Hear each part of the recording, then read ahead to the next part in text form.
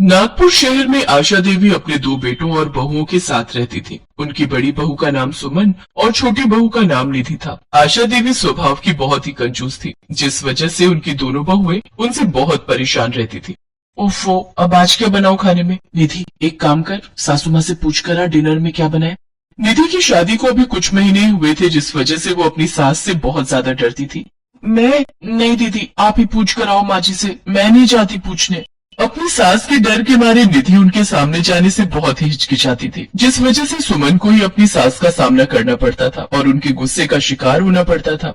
देवरानी जी, तुम तो सासू माँ से ऐसे बचती फिरती हो, मानो अकेले तुम्ही को उनसे डर लगता हो। खैर छोड़ो, अब मुझे ही जाना पड़ेगा उनसे पूछने। बाहर के रिमझिम भरे सुहाने मौसम को देखकर सुमन को आज कुछ अच्छा खाने का मन था, लेकिन वो जानती थी कि उसकी सास आखिर में उसे दाल चावल ही बनाने को कहेगी। इसी दुविधा में खोए हुए सुमन अपनी सास के कमरे में जा पहुंचती है और डरते हुए अपनी सास से पूछती है, मम्मी जी, आज खाने में क्या बनाना है? बहू, जो भी तेरा दिल करे तू बना ले। अरे स्टोर रूम अनाज से भरा पड़ा है, मैंने कोई कमी थोड़ी ना छोड़ी है तुम लोगों के लिए। हाँ जानती हूँ, सारा स्टोर रूम तो राशन के चावल और दालों से ही भरा पड़ा है, उसके अलावा है भी क्या इस घर में? अरे किस सोच में डूब गई, समझ नहीं आ रहा कि क्या बनाऊं? अच्छा एक काम करना, तू ना दाल चावल ही बना ले और साथ में पुदीने की चटनी भी बना दियो। लेकिन माँ जी, कल रात को भी दाल ही बनी थी और यहाँ तक कि आज दिन में भी हमने दाल चावल ही खाए हैं। हाँ तो दिन में काली मसूर बनी थी, अब तू लाल मसूर बना ले। अरे दाल है, पर है तो अलग अलग रंग की। माँ जी, रोज रोज यूँ दाल खाना अच्छा नहीं लगता हमें।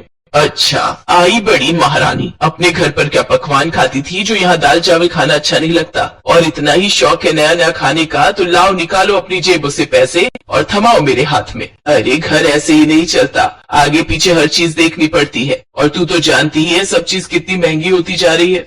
अपनी सास की बातें सुनकर सुमन का चेहरा लटक जाए। क्या हुआ जेठानी जी, आप इतने गुस्से में क्यों हो? देवरानी जी, मैं तो हमेशा ही गुस्से में रहती हूँ, लेकिन अफसोस कि मेरा गुस्सा कभी किसी पर निकल ही नहीं पाता। लेकिन हुआ क्या है जेठानी जी? होना क्या है, हमेशा दाल चावल ही खाओ, दिन में लाल दाल, रात को काली दाल, सुबह मिक्स दाल। ये दाल खा खा कर तो जिंदगी ही दाल बनकर फैल गई है। ये बात सुनकर निधि को बहुत हंसी आती है और वो चुपचाप एक तरफ चूल्हे पर दाल और एक चूल्हे पर चावल चढ़ा देती है। आशा देवी के घर में सुबह शाम हर वक्त बस दाल ही बनती रहती है। ऐसे ही कुछ दिन बीत जाते हैं। बहुओं के साथ साथ अब आशा देवी के दोनों बेटे भी रोज ऑफिस में दाल ले जाकर बोर हो चुके थे।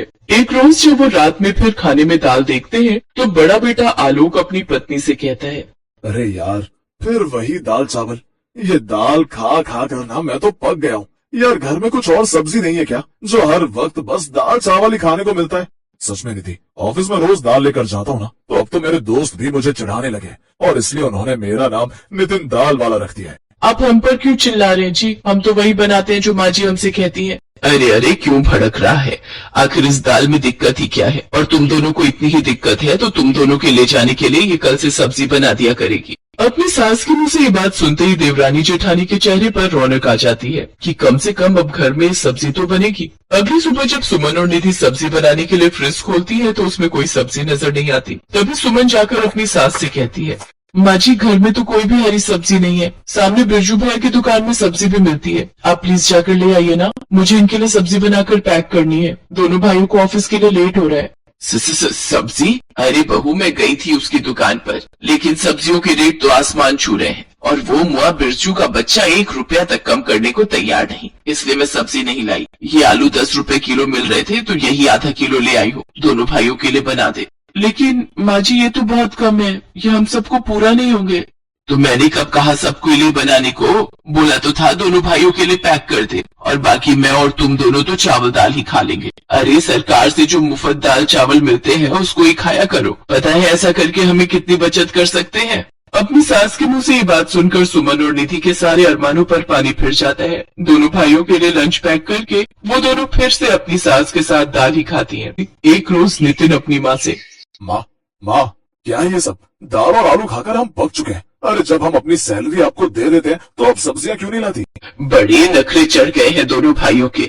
जब हमें मुफ्त में दाल चावल मिल रहा है तो हम क्यों सब्जियों पर पैसे खर्च करें?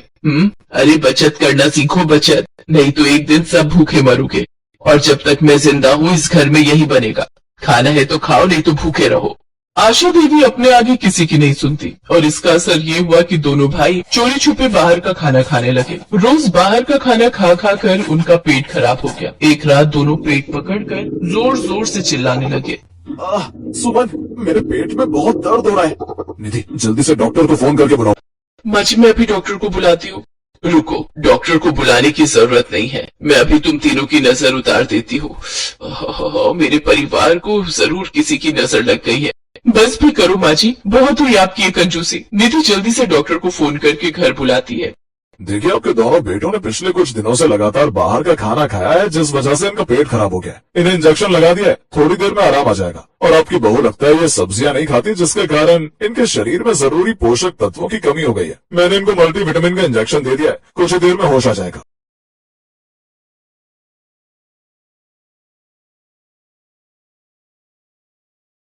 आशा देवी को अपनी गलती का एहसास हो जाता है और वो कहती है, इसमें इनकी गलती नहीं है डॉक्टर साहब, मैं ही अपनी कंजूसी के कारण इन्हें राशन में मिले मुफ्त दाल चावल खाने को मजबूर करती थी। लेकिन अब मुझे अपनी गलती का एहसास हो गया। अब से मैं अपनी ये कंजूसी भरी आदत छोड़ दूंगी और अपने बच्चों को हर तरह की सब्जियां खिलाऊंगी।